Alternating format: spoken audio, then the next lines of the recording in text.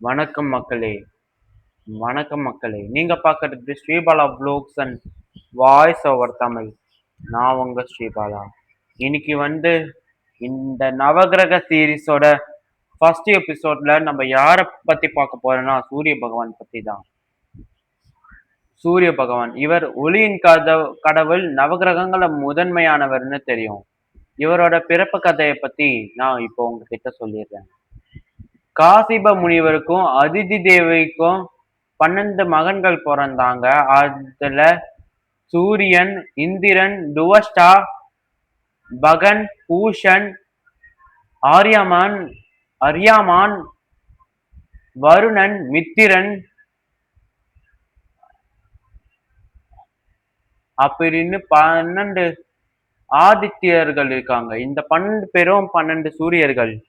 இந்த 12 ஆதித்யர்களே மூத்தவர் தான் சூரிய பகவான். மகாவிஷ்ணுவே அதிதிக்கு வரம் கொடுத்தாரு. தேவர்கள், அசுரர்கள் 2 பேர்த்துக்குமே சின்ன வயசுல இருந்து பயங்கரமான பகை. 2 பேர்த்துக்குமே சுத்தமா 2 தரப்புக்குமே சுத்தமா ஆகவே ஆகாது. இதனால எல்லா தேவர்களுக்குமே அசுரர்கள் மேல பகையோட இருந்தாங்க. இது மட்டும் இல்லாம அதிதி ரொம்ப கவலைப்பட்டாங்க. மகாவிஷ்ணுவை நோக்கி மாருத் அப்படிங்கிற ஒரு முட்டையில உருவாக்குனாங்க. அவங்க பிரெக்னண்டா இருந்து ஒரு முட்டையை உருவாக்குனாங்க. அப்போ அப்போ காசிபர் அதிதிய திட்டினாரு. அதிதி அத பொறுத்துக்கிட்டாங்க. அப்புறம் அந்த முட்டையில இருந்து 1000 சூரியன்களோட வெளிச்சத்தோட சூரிய பகவான் அவதரிச்சாரு.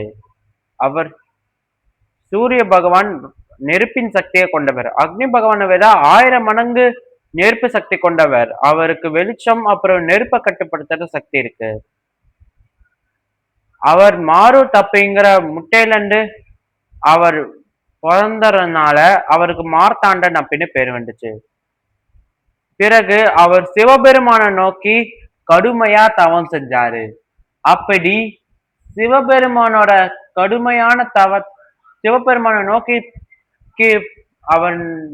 அவர் பண்ண தவத்தை பார்த்து மெய் செலுத்த போன சிவபெருமான் சூரிய பகவானுக்கு நவகிரக பதவி அடைய வச்சாரு. பிறகு சூரிய பகவான் ஒரு நாளோட 24 மணி நேரத்தை குறிக்கிற 24 கட்டங்களை கொண்ட ஒத்த சக்கரமும் ஒரு வருஷத்தை குறிக்கக்கூடிய ஒரு பெரிய தங்க தேரையும் அதுல 7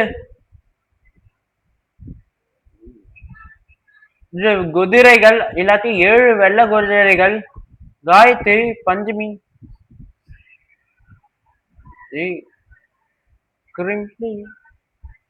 காயத்ரியில இருந்து 7 குதிரைகளை குதிரைகள் பூட்டின ரதத்துல அவர் வந்தாரு.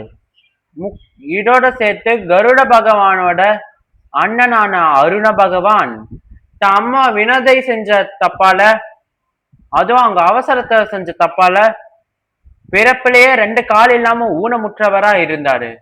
அவருக்கு சக்தி இருந்தாலும் பிரம்மதேவர் உன்னால உனக்கு சண்டை போற குணம் இருக்காதுன்னு சொன்னாரு. அதன்படி அவர் சூரிய பகவானுக்கு தேரோட்டியா மாறினாரு. அவர் தான் அருண பகவான். அவர் விஸ்வகர்மாவோட பொண்ணான சந்தியா தேவிய கல்யாணம் பண்ணிக்கிட்டாரு. அவங்கள சஞ்சனா அப்படின்னு எப்படி வேணாலும் கூப்பிட்டுக்கலாம். நான் அவங்கள சந்தியா அப்படின்னு கூப்பிடுவேன். சந்தியா தேவிக்கும் சூரிய பகவானுக்கும் யமதர்மன், யமுனா அப்படின்னு ஒரு மகனும் மகளும் பிறந்தாங்க. அவங்க 2 பேருமே இரட்டையர்கள். அதுல யமதர்மன் மரணத்தின் கடவுளாகவும், யமுனா தேவி நதியின் கடவுளாவும் நம்ம கிருஷ்ணருக்கு ரொம்ப பிடிச்சவங்களாவும் இருந்தாங்க. அவங்களே துவாபர யுகத்துல காளிந்திங்கிற ஒரு பொண்ணா மாறி கிருஷ்ணரை கல்யாணம் பண்ணிக்கிட்டாங்க. இது மட்டும் இல்லாம அவங்களுக்கு அஸ்வினி குமாரர்களான நசத்யன், தசரான்னு இன்னும் 2 இரட்டையர்கள் மகன்களா பிறந்தாங்க. கூடவே வைவஸ்வத மனு அப்படின்னு ஒரு மகன் பிறந்தாரு. சூரிய பகவானோட வெப்பத்தை தாங்க முடியாத சந்தியா தேவி தன்னோட நிழல்ல இருந்து சாயா தேவி அப்படின்னு ஒரு குளோனை உருவாக்குனாங்க. அப்படி சாயா தேவிக்கும் சூரிய பகவானுக்கும் 5 மகனுங்க. அதாவது 5 பசங்க. 3 மகனுங்க, 2 மகளுங்க. சனி பகவான், ரேவந்தா,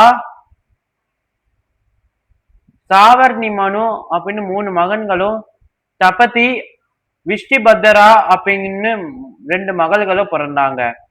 தபதி தேவி இவங்களும் யமுனா தேவி மாதிரி நதியின் கடவுள்கள் தான். இவங்க ஒரு சத்திரியனை கல்யாணம் பண்ணிக்கிட்டாங்க.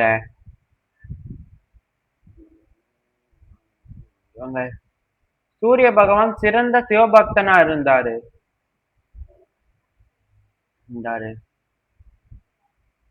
நம்ம தமிழ்நாட்டிலே சூரியனார் கோவில்ல சூரிய பகவானுக்கு உருவ வழிபாடுக்கு ஒரிசால அந்த கோனார்க் சூரியன் கோவில்ல அவருக்கு உருவ வழிபாடு கிடையாது. ஓகே ஃப்ரெண்ட்ஸ், இந்த வீடியோ பிடிச்சிருக்குன்னு நான் நம்புறேன். இந்த வீடியோ பிடிச்சிருந்தா லைக், ஷேர், கமெண்ட் பண்ணுங்க. மறக்காம நம்ம Sribala vlogs and voice over தமிழுக்கு சப்ஸ்கிரைப் பண்ணுங்க. கூடவே பக்கத்தில் இருக்கிற பெல் ஐக்கனையும் கிளிக் பண்ணுங்க. அப்போதான் நாங்க அப்லோட் பண்ற வீடியோஸ் உங்களுக்கு உடனுக்குடன் நோட்டிபிகேஷனாக வந்து சேரும். நன்றி, வணக்கம்.